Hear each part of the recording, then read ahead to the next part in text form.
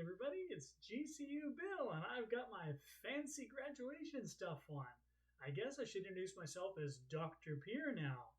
I cannot believe it. I've actually done the program, and what a crazy, it's been us less than 3 years. It's been a whirlwind ride, to make this happen, and man, so much to reflect on. So since the last video, I have made it through the AQR process.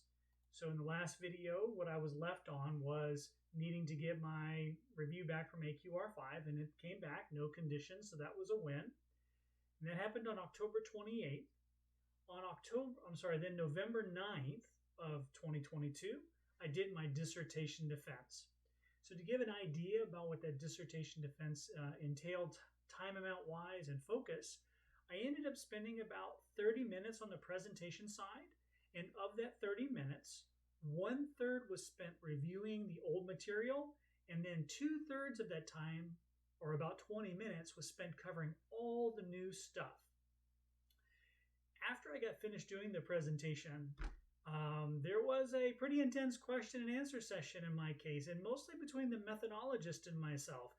The AQR reviewer was on there, listening in, and he asked questions, and my methodologist did as well. And I even had a special audience where there was a classroom of other doctoral students that were watching on Zoom. So, it was nerve-wracking and exciting, but I did it. Now, as far as the intensity of the questions, a lot of them related to how I drew my conclusions from my data. So maybe it's not unexpected that the methodologist would want to drill into that space. But overall, the experience was exciting and fun, and I was glad to get it done and out of the way. So I survived, with the committee agreeing that, 4-0, yeah, he's ready for it. We approve. My dissertation then got submitted to form and format. There were a couple little things that my chair had found I needed to tweak and tune. So on the 13th of November, form and format submission by my chair, because the chair has to submit it on your behalf. So I tweaked and tuned it, gave it to him. 13th November, it got sent to form and format. And then on the 15th of November, I got an email saying that a particular form and format reviewer had been assigned.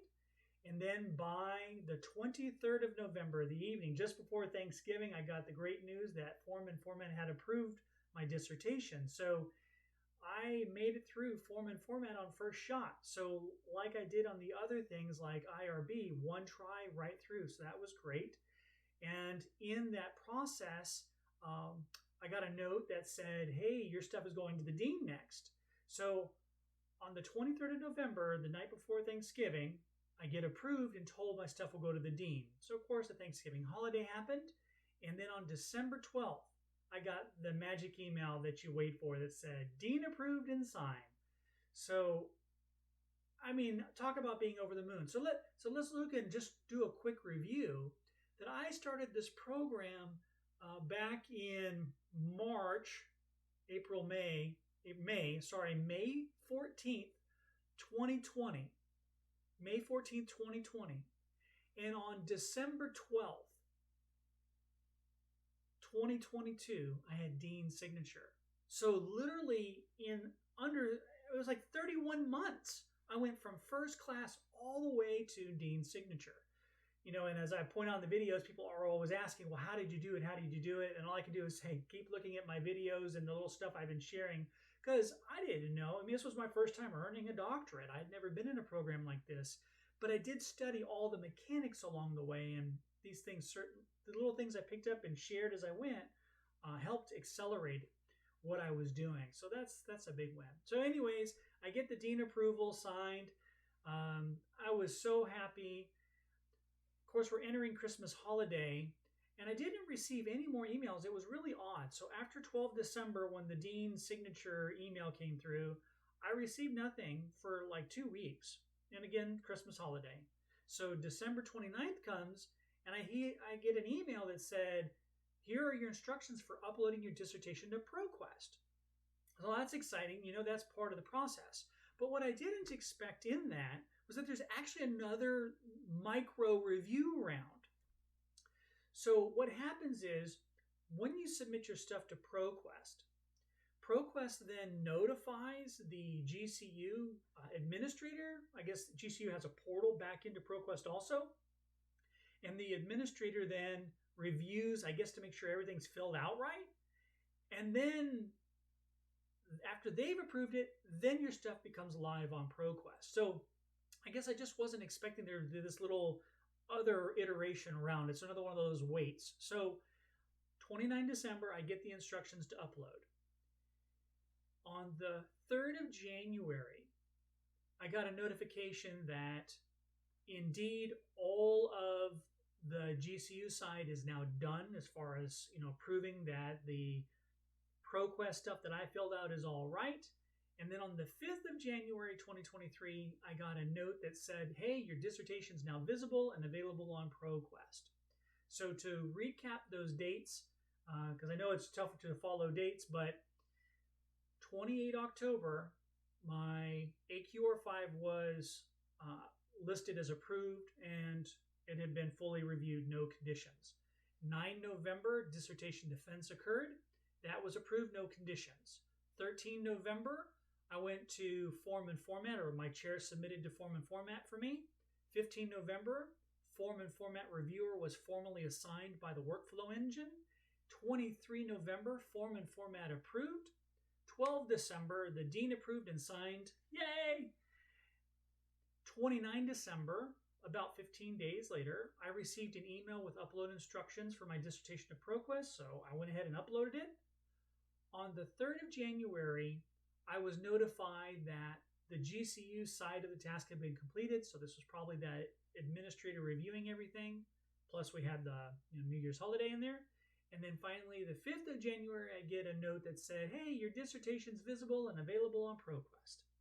So those were the timelines that my experience brought. I like to offer suggestions and things I experienced along the way. What I'm going to note, just some high-level big lessons I learned through this whole process, and I'm still unpacking everything. I mean, as I started off with, it has been a true whirlwind, because I've been so focused, so long, so hard on this, many hours every day. So from just big general advice, if you're doing this program, and this probably are doing if you're watching these videos or you're really thinking hard about it, one is review the other dissertations that are published in ProQuest. That's probably one of the biggest, if not the biggest piece of advice, because you may think you know what's needed in a section, but until you've actually written a dissertation, you won't know. But if you read what other people have done and you kind of copy the different depths, detailed depths that they're providing, that's the best guide. That's what I did. Another thing that made it possible for me to do so well what I've done, I mean, even my GPA it's going to sit at a 3.97. And I know people say, don't worry, GPA doesn't matter. I hear you, but I mean, I did score well in the program overall, not just getting it done fast, but I scored really well with just that A- that happened. You should get your topic right. That's really important in this. There are some topics that are maybe very interesting to you and you like, but they may not be doable topics within the framework that GCU provides. And if you pick a topic that doesn't fit the framework well, it's going to cost you extra time. You're going to do extra work just to try to make it fit. So, if in those other videos early on, especially 2 years ago, where I talked about how I looked at the downstream things that were going to happen to my dissertation and how I was changing my topic as I figured that stuff out, you should be doing the same thing. Really picking carefully what you're going to do. Make sure your writing is strong. So many people, it's my opinion and perception, a lot of people believe their writing is really good and hey, this makes a lot of sense. And yet, when I look at what they've written, when they share their dissertations, because people often do that, they just attach it to forum posts and stuff like that, and you read it, it's not strongly following the framework that the school says you need to follow. And it's no wonder that some of these dissertations take a long time. Now, there are external factors, and I shared along the way things that happened to me that had nothing to do with me that slowed some things down. But there is a lot of control on your writing. So please assume your writing isn't good enough or isn't doctoral level or isn't scholarly enough, and put the extra effort in to go figure out how to do that. I mean, I did.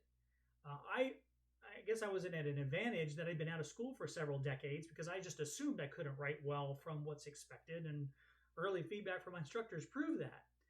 But I guess if you came in thinking your writing was strong, that actually could be debilitate you. I mean, confidence-wise, you're like great, but maybe you're fooling yourself because the kind of writing you need to do is very unique, and I would just say, make sure you're not over guessing how strong you are at your writing. That would be a piece of feedback.